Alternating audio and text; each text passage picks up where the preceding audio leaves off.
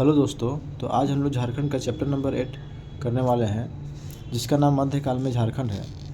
इससे पहले हम चैप्टर अपने यूट्यूब पे अपलोड कर चुके हैं। आप लोग जाकर देख सकते हैं। बहुत आसान तरीक़े से समझाए हैं, पढ़ाए हैं, जो JSSC के कोई भी एग्ज़ाम, JPSC के एग्ज़ाम के लिए महत्वपूर्ण है। ठीक है, तो चलिए हम लोग शुरू करते हैं। तो मध्यकाल में झारखंड, ठीक है। पूर्व मध्यकाल और उत्तर मध्यकाल। तो मध्यकाल में झारखंड जो है वो 2 भाग में बटा हुआ है, पूर्व मध्यकाल, उत्तर मध्यकाल। उत्तर मध्यकाल सल्तनत काल में और मुग़ल काल में बटा हुआ है। उत्तर मध्यकाल जो है वो सल्तनत काल और मुग़ल काल में बटा हुआ है। पूर्व मध्यकाल के बारे में जानते हैं तो हर्षवर्धन की मृत्यु और दिल्ली सल्तनत की स्थापना के बीच की अवधि को पूर्व मध्यकाल कहा जाता है। ठीक है, हर्षवर्धन की मृत्यु, किसकी मृत्यु? हर्षवर्धन की मृत्यु और दिल्ली सल्तनत की स्थापना के बीच की अवधि को पूर्व मध्यकाल कहा जाता है। ठीक ना, तो हर्षवर्धन की मृत्यु और दिल्ली सल्तनत की स्थापना के बीच की अवधि को पूर्व मध्यकाल कहा जाता है। हर्षवर्धन की मृत्यु और दिल्ली सल्तनत की स्थापना के बीच की अवधि को पूर्व मध्यकाल कहा जाता है। ध्यान देना है। यहाँ पर पढ़ना हमें महामाया मंदिर के बारे में, जो गुमला में है। ठीक ना, महामाया मंदिर कहाँ है? तो गुमला में। महामाया मंदिर कहाँ है? तो महामाया मंदिर गुमला में है। ठीक है, तो इसके बारे में देखते हैं। तो हापामुनि गांव, गुमला में हापामुनि गांव है, वहीं पर स्थित है महामाया मंदिर। इस बात का प्रमाण है कि झारखंड राज्य का संबंध पूर्व मध्यकाल से रहा है।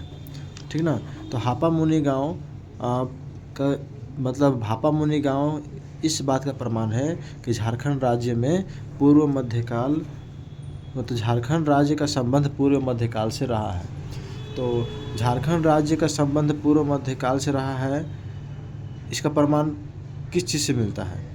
तो महामाया मंदिर जो हापामुनि गांव गुमला में है। ठीक है, इस चीज़ से हमें इसका संबंध मिलता है, प्रमाण मिलता है कि झारखंड राज्य का संबंध पूर्व मध्यकाल से रहा है।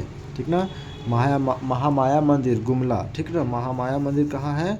तो महामाया मंदिर गुमला में है, हापामुनि गांव है, वहाँ पर स्थित है महामाया मंदिर। इस बात का प्रमाण है कि झारखंड का संबंध पूर्व मध्यकाल से रहा है। ठीक है, आगे देखिए। निर्माण किसने कराया महामाया मंदिर का? तो गजघंट राय ने 1908 में कराया। तो इस 1908 छोड़िए, ये गजघंट राय को याद रखिए। ठीक है, गजघंट राय ने महामाया मंदिर का निर्माण कराया। किसने जी? महामाया, गजघंट राय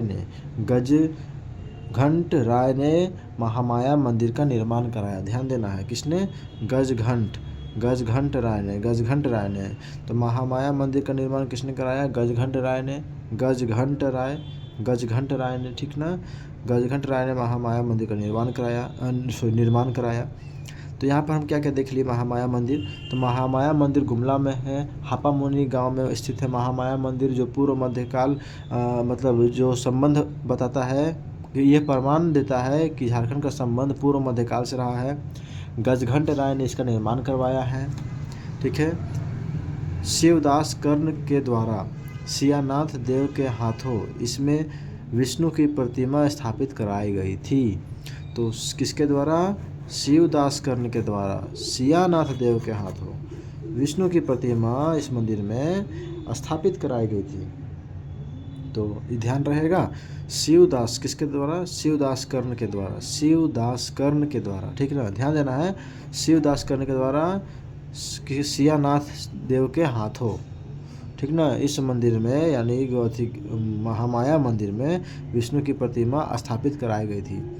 शिवदास कर्ण के द्वारा सियानाथ देव के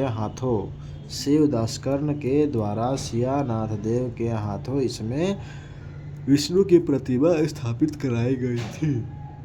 ठीक है, महामाया मंदिर में। इस मंदिर का प्रथम पुरोहित द्विज हरिनाथ नामक मराठा ब्राह्मण था। ठीक ना, तो प्रथम पुरोहित इस मंदिर का कौन था? हरिनाथ नाम का एक मराठा ब्राह्मण था। यह गजघंट राय का एक धार्मिक गुरु था। कौन? हरिनाथ नाम का मराठा ब्राह्मण। ठीक है, ये ध्यान देना है कि जो महामाया मंदिर का प्रथम पुरोहित कौन था? हरिनाथ। ठीक ना, जो एक मराठा ब्राह्मण था। हरिनाथ, ठीक ना। हरिनाथ महामाया मंदिर का प्रथम पुरोहित, महामाया मंदिर का प्रथम पुरोहित हरिनाथ नाम का एक मराठा ब्राह्मण था, ठीक ना। सॉरी नहीं दिख रहा था। तो यहाँ पर देखिए कि इस मंदिर का निर्माण मतलब जो महामाया मंदिर का जो था, महामाया मंदिर का प्रथम पुरोहित जो था वो हरिनाथ नाम का एक मराठा ब्राह्मण ने करवाया था। यह गजघंट राय का धार्मिक गुरु था, ठीक ना। ये गजघंट राय का धार्मिक गुरु था। कौन? हरिनाथ। हरिनाथ एक बार और देख लीजिए पूरा महामाया मंदिर के बारे में। तो महामाया मंदिर गुमला में है, हापामुनि गांव में स्थित है ये महामाया मंदिर। और यह प्रमाण है, ये मतलब ये मंदिर इस बात का प्रमाण है कि झारखंड राज्य में झारखंड राज्य का संबंध पूर्व मध्यकाल से रहा है, ठीक है। इसका निर्माण गजघंट राय ने करवाया था, ठीक है। फिर शिवदास कर्ण के द्वारा सियानाथ देव के हाथों, शिवदास कर्ण के द्वारा सियानाथ देव के हाथों, शिवदास कर्ण के द्वारा सियानाथ देव के हाथों इस मंदिर में विष्णु की प्रतिमा स्थापित कराई गई थी, ठीक है। इस मंदिर का प्रथम पुरोहित कौन था? तो हरिनाथ था। इस मंदिर का प्रथम पुरोहित द्विज हरिनाथ नाम का मराठा ब्राह्मण था। प्रथम पुरोहित हरिनाथ नाम का मराठा ब्राह्मण था जो गजघंट राय का धार्मिक गुरु था, ठीक है। टांगीनाथ के बारे में देखिए अब, टांगीनाथ मंदिर, ठीक है। टांगीनाथ मंदिर ये भी कहाँ है? तो ये गुमला में अवस्थित है, ठीक है। टांगीनाथ मंदिर भी कहाँ है? तो गुमला में है, ध्यान देना है, ठीक है। टांगीनाथ मंदिर गुमला में अवस्थित है। टांगीनाथ मंदिर गुमला में अवस्थित है। इस मंदिर का निर्माण भी इसी काल में हुआ, ठीक है ना। तो पूर्व मध्य काल में मतलब टांगीनाथ मंदिर का निर्माण हुआ गुमला में जो है। तो टांगीनाथ मंदिर कहाँ है? टांगीनाथ मंदिर गुमला में है, गुमला में अवस्थित है। इस मंदिर का निर्माण भी पूर्व मध्य काल में हुआ, ठीक है। छिन्नमस्तिका शक्तिपीठ, ठीक है। छिन्नमस्तिका शक्तिपीठ ये रजरप्पा रामगढ़ का अष्टभुजी छिन्नमस्तिका शक्तिपीठ भी पूर्व मध्यकाल की पुष्टि करता है, ठीक है। तो रजरप्पा का अष्टभुजी छिन्नमस्तिका मंदिर जो है, शक्तिपीठ मंदिर जो है, ये भी जो है पूर्व मध्यकाल का पुष्टि करता है। कौन सा मंदिर? तो छिन्नमस्तिका मंदिर, ठीक है। छिन्नमस्तिका मंदिर जो रामगढ़ में है, रजरप्पा रामगढ़ में है, वो भी पूर्व मध्यकाल का पुष्टि करता है। छिन्नमस्तिका बौद्ध ब्रज योगिनी का हिंदू प्रतिरूप है, ये पढ़ा चुके हैं। तो छिन्नमस्तिका बौद्ध ब्रज योगिनी का हिंदू प्रतिरूप है। छिन्नमस्तिका जो है वो बौद्ध ब्रज योगिनी का हिंदू प्रतिरूप है। छिन्नमस्तिका बौद्ध ब्रज योगिनी का हिंदू प्रतिरूप है। छिन्नमस्तिका जो है वो बौद्ध ब्रज योगिनी का हिंदू प्रतिरूप है, ठीक ना। ये ध्यान देना है, छिन्नमस्तिका बौद्ध ब्रज योगिनी का हिंदू प्रतिरूप है। आगे देखते हैं इटखोरी चतरा, ठीक है। इटखोरी चतरा, इटखोरी कहाँ है? चतरा में है। इटखोरी चतरा में है। झारखंड के इटखोरी चतरा में पाल शासक महेंद्र पाल के शिलालेख मिले हैं, ठीक है। तो महेंद्र पाल के शिलालेख झारखंड में इटखोरी चतरा में मिला है, ठीक है। जो पाल शासक था महेंद्र पाल, इसका शिलालेख इटखोरी चतरा में मिला है, ठीक है, ध्यान देना है। तो क्या है? झारखंड के इटखोरी चतरा में महेंद्र पाल शासक महेंद्र पाल का शिलालेख मिला है। महेंद्र पाल, ठीक है। इटखोरी देखो, इटखोरी तो महेंद्र जो था वो ईटा ढोता था, ठीक ना। महेंद्र सिंह धोनी मतलब नहीं, उनको तो नहीं कह सकते हैं, लेकिन याद करने के लिए नहीं, उनको नहीं कहेंगे, फिर भी हटाइए। तो महेंद्र पाल, ठीक है ना। पाल शासक महेंद्र पाल जो था वो उसका शिलालेख कहाँ से मिला है? तो उसका शिलालेख इटखोरी चतरा से मिला है, ठीक ना। तो झारखंड के इटखोरी चतरा से पाल शासक महेंद्र पाल का शिलालेख मिला है। तो झारखंड के इटखोरी चतरा से पाल शासक महेंद्र पाल का शिलालेख मिला है। तो पाल काल में ही इटखोरी में माँ भद्रकाली की मूर्ति का निर्माण किया गया। पाल काल में इटखोरी में माँ भद्रकाली की मूर्ति का निर्माण किया गया। तो पाल काल में इटखोरी में कौन सा मंदिर, कौन सी मूर्ति का निर्माण किया गया? तो माँ भद्रकाली मूर्ति का निर्माण किया गया, ठीक है। माँ भद्रकाली मूर्ति का निर्माण किया गया।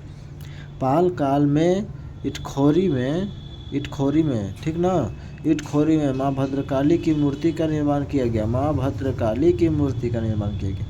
ठीक है, माँ भद्रकाली की मूर्ति का निर्माण किया गया। तो झारखंड के इटखोरी चतरा, ठीक है, झारखंड के इटखोरी, ठीक है, झारखंड का एक जगह है इटखोरी चतरा में, वहाँ पाल शासक महेंद्रपाल का शिलालेख मिला है।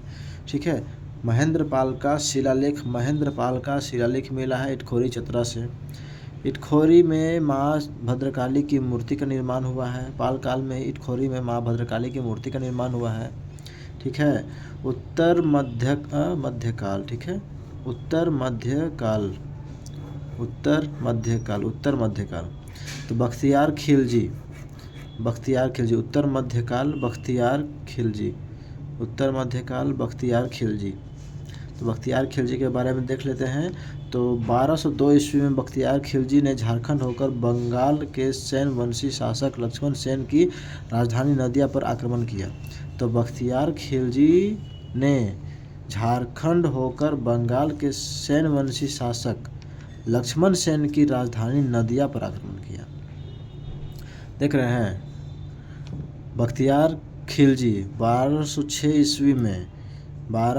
ईस्वी में बख्तियार खिलजी ने झारखंड होकर बंगाल के सेन वंशी, देखिए कौन था, बख्तियार खिलजी, ध्यान देना है एकदम, बख्तियार बहुत कंफ्यूजन हो सकता है, भूलना नहीं है। तो कौन, बख्तियार खिलजी एमसीक्यू में पूछ देगा तो एकदम मस्त धड़ाल से मार दीजिएगा आंसर एकदम। बख्तियार खिलजी ने झारखंड होकर बंगाल के सेन वंशी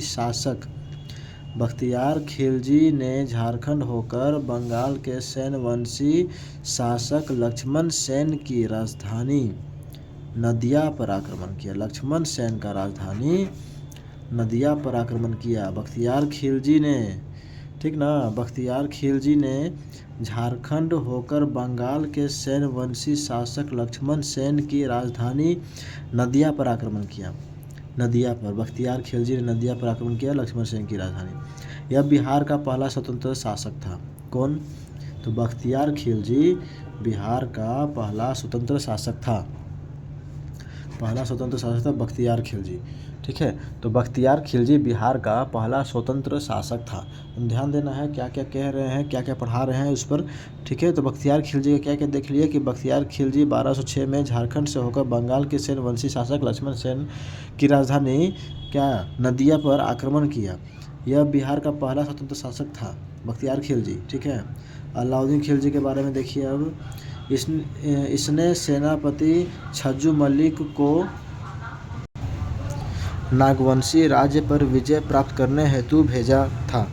तो किसने, तो अलाउद्दीन खिलजी ने अपने सेनापति छज्जू मलिक, किसको, देखिए क्वेश्चन पूछा हुआ है, स्टार मार्क लगा दिए है पहले ही, ठीक है। तो ये क्वेश्चन पूछा हुआ है, ध्यान देना है।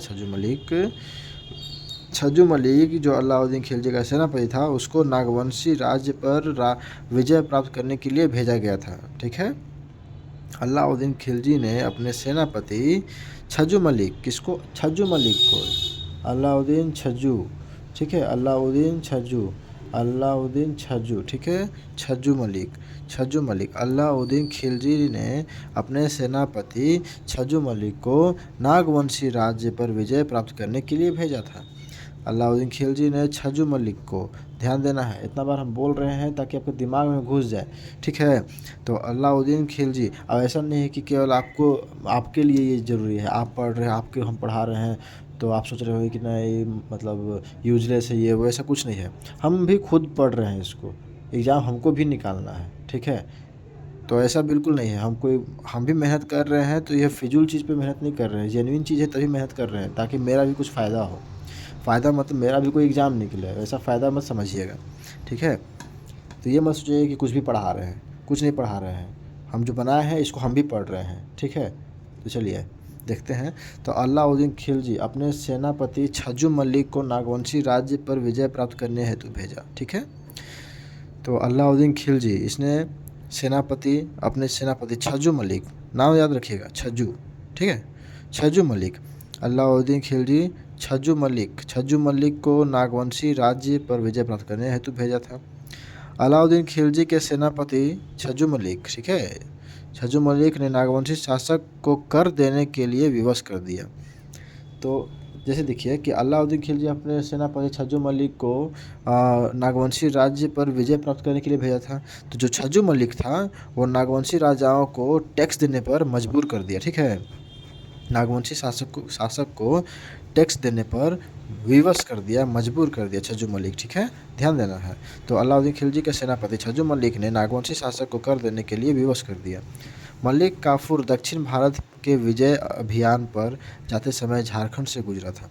तो मलिक काफूर दक्षिण भारत के विजय अभियान, ठीक है, दक्षिण भारत के विजय अभियान पर जाते समय झारखंड से गुजरा था।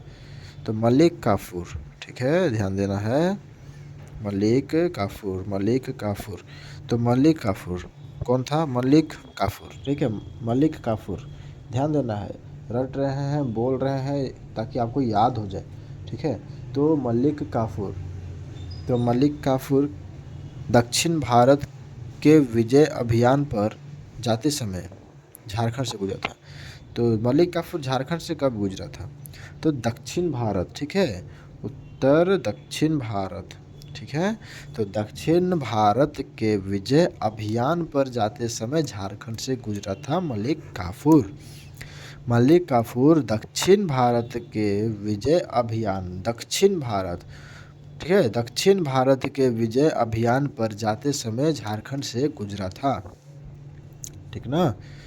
तुगलक वंश के शासक मोहम्मद बिन तुगलक का सेनापति मलिक बाया हजारीबाग क्षेत्र में चाय चंपा, जो हजारीबाग के पश्चिमोत्तर भाग में अवस्थित संथाल का निवास स्थान तक आ पहुंचा था। ठीक है, चाय चंपा क्या था? तो हजारीबाग के पश्चिमोत्तर भाग में, ठीक है, वो पश्चिमोत्तर भाग में अवस्थित संथालों का निवास स्थान था चाय चंपा। ठीक है, तो तुगलक वंश के शासक मोहम्मद बिन तुगलक का सेनापति मलिक बाया, तुगलक वंश के शासक मोहम्मद बिन तुगलक, ठीक है, तुगलक वंश का शासक कौन?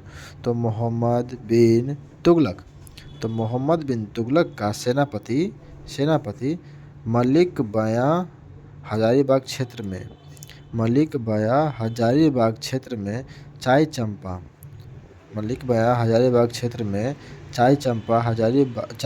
तक आ पहुंचा था। ठीक है, तो तुगलक वंश के शासक मोहम्मद बिन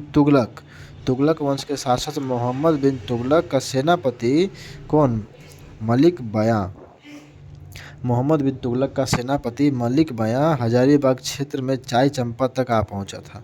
ठीक है, मोहम्मद बिन तुगलक का सेनापति मलिक बाया हजारीबाग में चाय चंपा तक आ पहुंचा था। चाय चंपा क्या था? तो हजारीबाग के पश्चिमोत्तर भाग में अवस्थित संथालों का निवास स्थान। हजारीबाग के पश्चिमोत्तर भाग में अवस्थित संथालों का निवास स्थान था चाय चंपा। मलिक बाया ने हजारीबाग के चाय किला को जीतकर क्या है, फतेह खान दोरा के हवाले कर दिया था। तो मलिक बाया ने हजारीबाग के चाय किला को मलिक बाया कौन था? मलिक बाया मोहम्मद बिन तुगलक का सेनापति था मलिक बाया, जो हजारीबाग क्षेत्र में चाय चंपा तक आ गया था। चाय चंपा क्या था? तो हजारीबाग के पश्चिमोत्तर भाग में अवस्थित संथालों का निवास स्थान था चाय चंपा।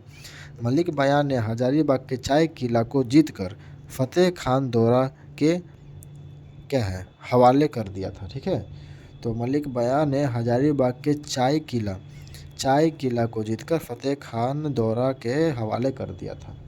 आगे देखते हैं। मोहम्मद बिन तुगलक ने छज्जुद्दीन आजमुल मुल्क को सतगावा कोडरमा का शासक नियुक्त किया। सतगावा कहाँ है? पहले इसको देखिए, सतगावा कोडरमा में, सतगावा कोडरमा, ठीक है, सतगावा कोडरमा।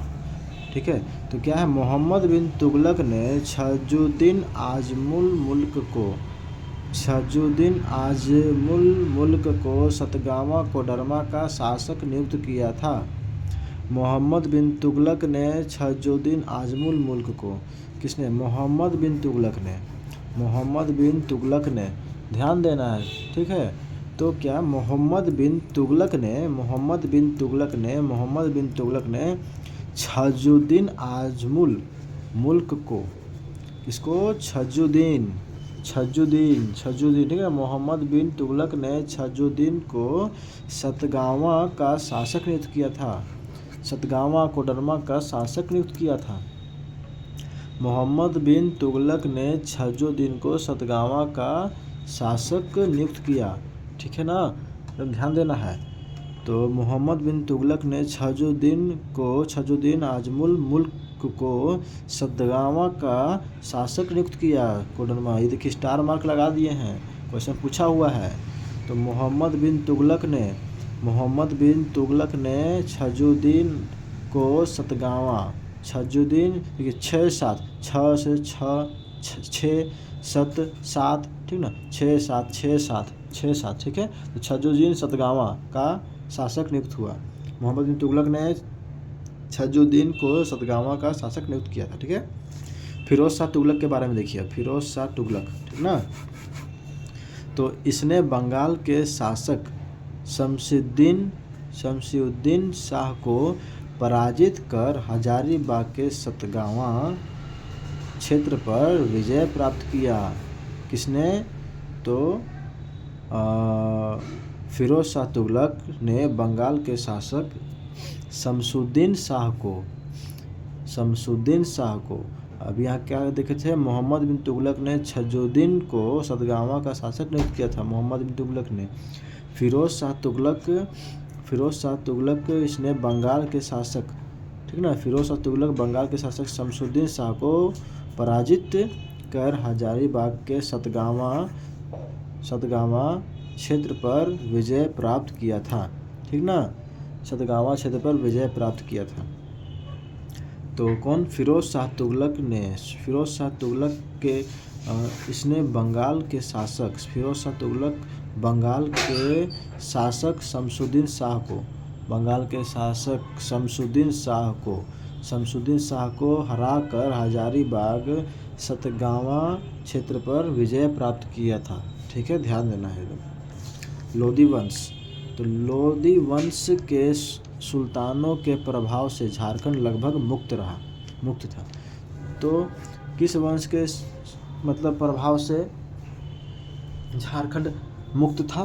तो लोधी वंश के सुल्तान के प्रभाव से झारखंड लगभग मुक्त रहता था। लोधी वंश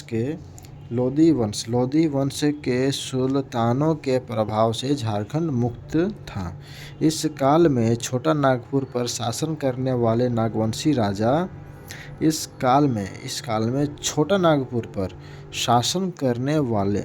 नागवंशी राजा पृथ्वीकर्ण, प्रतापकर्ण, छत्रकर्ण, विराटकर्ण, सिंधुकर्ण थे, ठीक ना।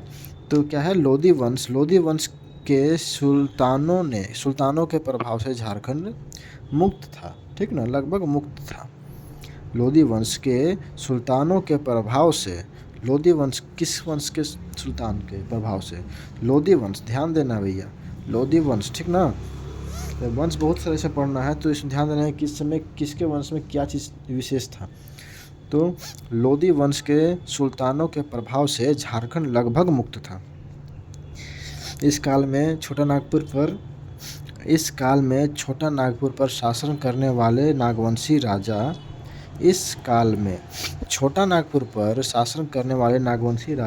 कौन कौन थे? पृथ्वीकर्ण, प्रतापकर्ण, ठीक, कर्ण सब में, ये देखिए कर्ण, ठीक है, सब में। तो इस काल में, लोधी वंश के काल में छोटा नागपुर पर शासन करने वाले नागवंशी राजा पृथ्वीकर्ण, प्रतापकर्ण, छत्रकर्ण, विराटकर्ण, सिंधुकर्ण थे। पृथ्वी प्रताप, छत्र, विराट, सिंधुकर्ण, ठीक ना। सिंधुकर्ण राय के काल में ही सल्तनत काल समाप्त हो गया था, मुगल काल प्रारंभ हो गया। किसके समय में? सिंधुकर्ण राय के काल में सल्तनत काल समाप्त हो गया था, ठीक है। सिंधुकर्ण के काल में सल्तनत काल समाप्त हो गया था और मुगल काल जो था वो प्रारंभ हो गया था, ठीक है, ये एकदम ध्यान देने वाली बात है कि किसके समय में, किसके काल के समय में सल्तनत काल समाप्त हो गया था और मुग़ल काल प्रारंभ हो गया था। तो सिंधु कर्ण के समय में, ठीक है, सिंधु कर्ण के समय में, सिंधु कर्ण के काल में सल्तनत काल समाप्त हो गया था और मुग़ल काल प्रारंभ हो गया था। आगे देखिए, 1494 ईस्वी में सिकंदर लोदी के भय से, सिकंदर लोदी, ठीक है, 1494 ईस्वी में सिकंदर लोदी के भय से जौनपुर के शासक हुसैन शाह सरकी ने झारखंड के साहेबगंज में शरण ली थी। ठीक है, तो क्या कहा जाता है कि सिकंदर लोदी के डर से जौनपुर के शासक हुसैन शाह सरकी, ठीक है, हुसैन शाह सरकी, जौनपुर के शासक हुसैन शाह सरकी ने झारखंड के साहेबगंज में शरण लिया था। छिप के, किससे छिप के? सिकंदर लोदी से छिप के हुसैन शाह सरकी ने झारखंड, जौनपुर का शासक हुसैन शाह सरकी ने झारखंड के साहेबगंज में शरण लिया था। तो सिकंदर लोदी के डर से, किसने?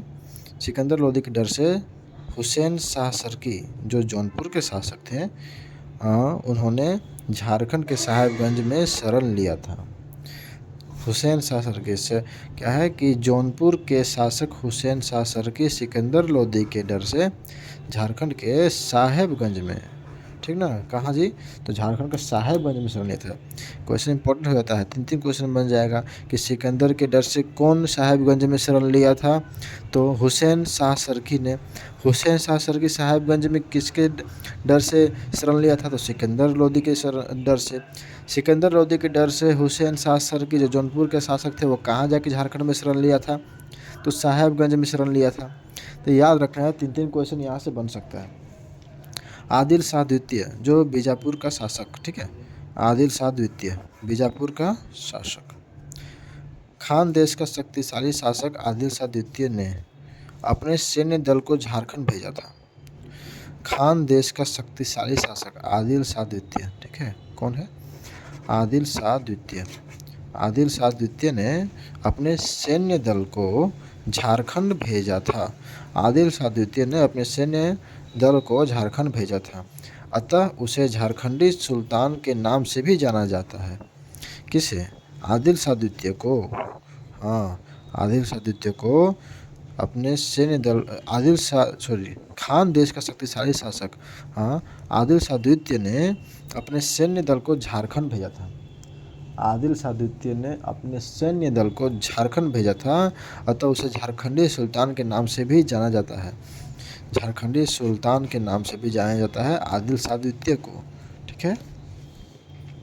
तो आदिल शाह द्वितीय को झारखंडी सुल्तान के नाम से भी जाना जाता है। अब देखिए, बंगाल अभियान के दौरान, बंगाल अभियान के दौरान शेर शाह झारखंड से गुजरा था। बंगाल अभियान के दौरान झारखंड से कौन गुजरा था? तो शेर शाह। शेर शाह कहाँ से गुजरा था? झारखंड से। बंगाल अभियान के दौरान, बंगाल अभियान के दौरान शेर शाह झारखंड से गुजरा था, ठीक है। शेर शाह झारखंड से कब गुजरा था? तो बंगाल अभियान के दौरान। ध्यान देना ये सब बात। बंगाल अभियान के दौरान शेर शाह झारखंड से गुजरा था। इस अभियान के दौरान शेर शाह के पुत्र जलाल खान ने तेलियागढ़ राजमहल क्षेत्र की नाकाबंदी की थी। देखिए, स्टार मार्क है, क्वेश्चन पूछा हुआ है, ठीक है। तो बंगाल अभियान के दौरान शेर शाह कहाँ से गुजरा था? झारखंड से गुजरा था। बंगाल अभियान के दौरान शेर शाह झारखंड से गुजरा था। इस अभियान के दौरान शेर शाह का पुत्र का नाम जलाल खान, ठीक है ना। शेर शाह के पुत्र का नाम जलाल खान ने तेलियागढ़ राजमहल की नाकाबंदी की थी, राजमहल क्षेत्र की नाकाबंदी की थी, ठीक है। तो बंगाल अभियान के दौरान शेर शाह झारखंड से गुजरा। उसका बेटा जलाल खां तेलियागढ़, जो राजमहल क्षेत्र में तेलियागढ़ है, तेलियागढ़ी की नाकाबंदी की थी। जलाल खां ने तेलियागढ़ी, ठीक ना। जलाल खां मैंने कि तेल जल गया, ठीक है, ऐसे तेल जो था वो जल गया, तेल जल गया, जलाल खान तेलियागढ़, जल गया तेल, ठीक है। तो बंगाल अभियान के दौरान शेर शाह झारखंड से गुजरा था, ठीक है। इस अभियान के दौरान शेर शाह के पुत्र शेर शाह के पुत्र जलाल खां तेलियागढ़ राजमहल क्षेत्र की नाकाबंदी की थी। ठीक ना, आगे देखते हैं। झारखंड में मुस्लिमों के प्रवेश का मार्ग प्रशस्त करने का श्रेय शेर शाह को जाता है। ठीक है, तो झारखंड में मुस्लिमों के प्रवेश का मार्ग प्रशस्त करने का श्रेय झारखंड में मुस्लिमों के प्रवेश का मार्ग प्रशस्त करने का श्रेय शेर शाह को जाता है। झारखंड में मुस्लिमों के जो प्रवेश का मार्ग था उसको प्रशस्त करने का श्रेय किसे जाता है? शेर शाह को जाता है। शेर शाह को, ठीक है, शेर शाह को जाता है। झारखंड में मुस्लिमों के प्रवेश का मार्ग, झारखंड में ध्यान देना है, झारखंड में मुस्लिमों के प्रवेश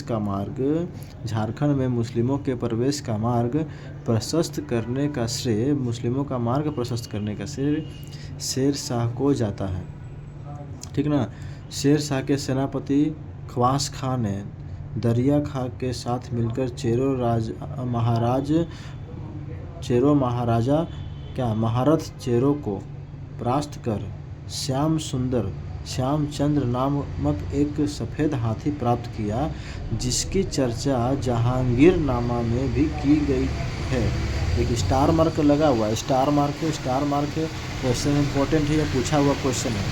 ठीक है, तो सॉरी थोड़ा डिस्टर्ब हो गया, मतलब गाड़ी पार हो रहा था वैसे, तो आवाज़ आ रहा होगा, फिर से देख लीजिए। तो शेर शाह के सेनापति खवास खां ने दरिया खां के साथ मिलकर, किसके साथ मिलकर? दरिया खां के साथ मिलकर।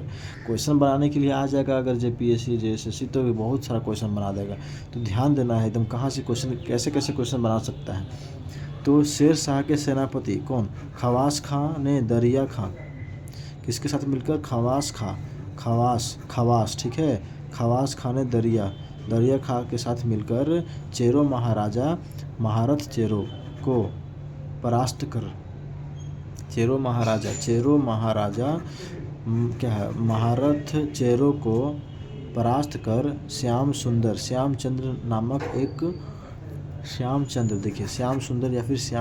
नामक हाथी प्राप्त किया, जिसकी चर्चा जहांगीरनामा में भी किया गया है। तो ठीक ना, फिर से देखिए इसको, एक दो बार देखिए फिर से। शेर शाह के सेनापति खवास खां ने दरिया खां के साथ मिलकर चेरो महाराजा महारथ चेरो, ठीक है। शेर शाह के सेनापति खवास खां ने दरिया खां के साथ मिलकर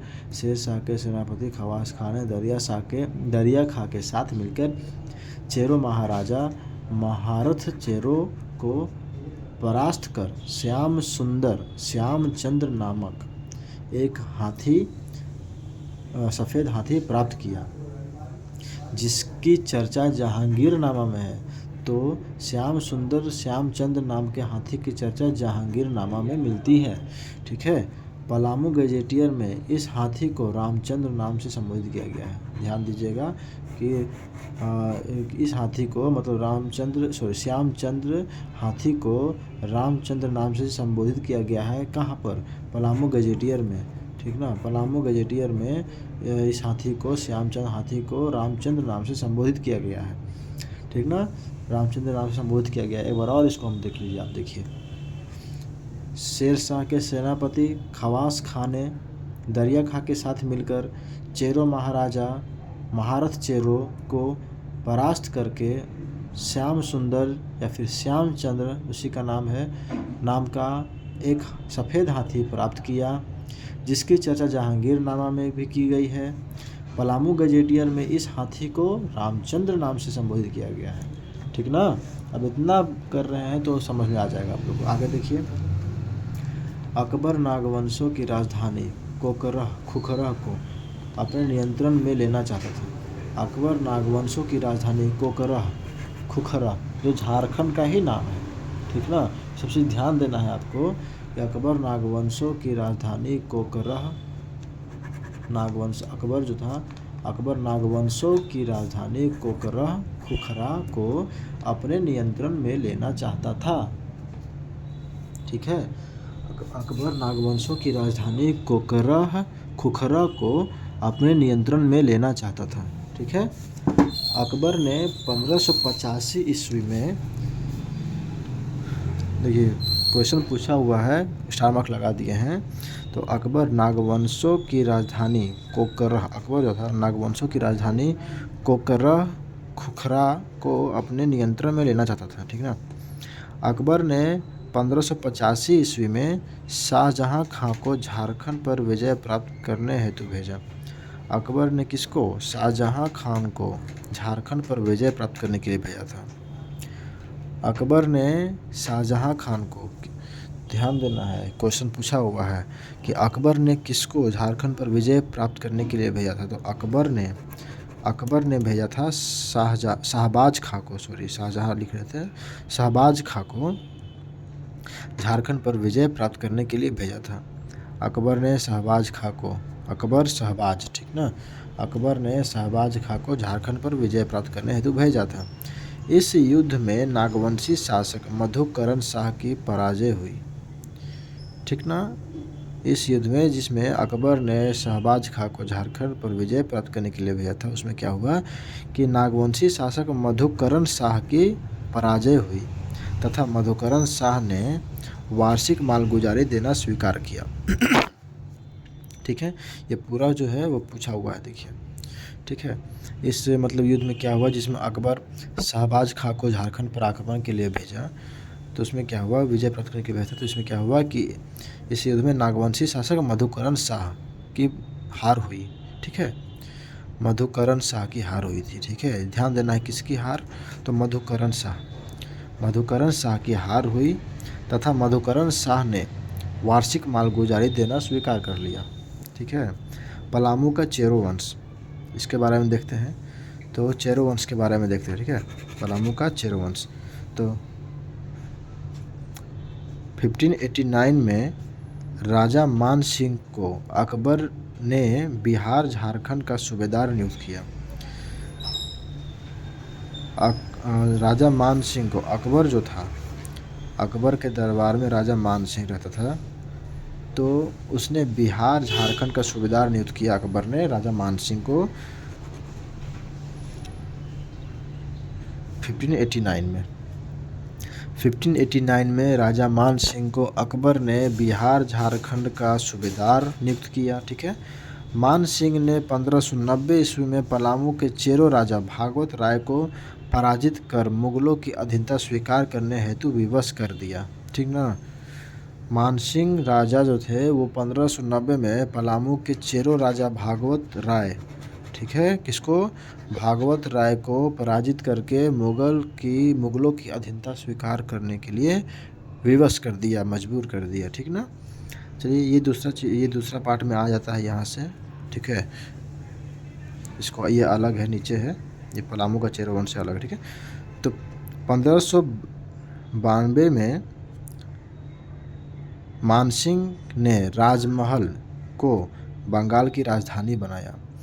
मानसिंह, ठीक है, किसने? मानसिंह ने राजमहल साहेबगंज को बंगाल की राजधानी बनाया। तो एक बार हम पलामू का चेरो वंश को फिर से देख लेते हैं। तो 1589 ईस्वी में राजा मानसिंह को अकबर ने, किसको? मानसिंह को अकबर ने बिहार बंगाल का सूबेदार बनाया। मानसिंह क्या किया कि 1590 में पलामू का चेरो राजा भागवत सिंह को हराकर मुगल का अधीनता स्वीकार करने के लिए विवश कर दिया। 1592 में, ठीक है, मानसिंह ने राजमहल क्षेत्र जो साहेबगंज था उसको बंगाल का राजधानी बनाया था। कब? 1592 में मानसिंह ने राजमहल साहेबगंज को कहाँ का राजधानी बनाया था? बंगाल का राजधानी बनाया था। तो एक क्वेश्चन पूछा हुआ है। ठीक है, ध्यान देना है। 1592 ईस्वी में मानसिंह ने राजमहल साहेबगंज, ठीक ना, को बंगाल का राजधानी बनाया था। मानसिंह ने 1592 में राजमहल को बंगाल का राजधानी बनाया था। ठीक है, तो आज के लिए इतना ही। और ये चैप्टर अभी ख़त्म नहीं हुआ है, इसका नेक्स्ट पार्ट जो है, नेक्स्ट जो बाकी जो बचा हुआ है वो पार्ट 2 में आएगा, ठीक है। ये पार्ट 1 में इतना वीडियो रहेगा, मतलब इतना काफ़ी है। अब इसका जो बाकी बचा हुआ है पार्ट 2 में उसको कंप्लीट कर देंगे, क्योंकि अगर इसी में करेंगे तो वीडियो बहुत लंबा हो जाएगा, ठीक ना। तो बाकी का नेक्स्ट वीडियो में देख लीजिएगा, ठीक है। Thank you.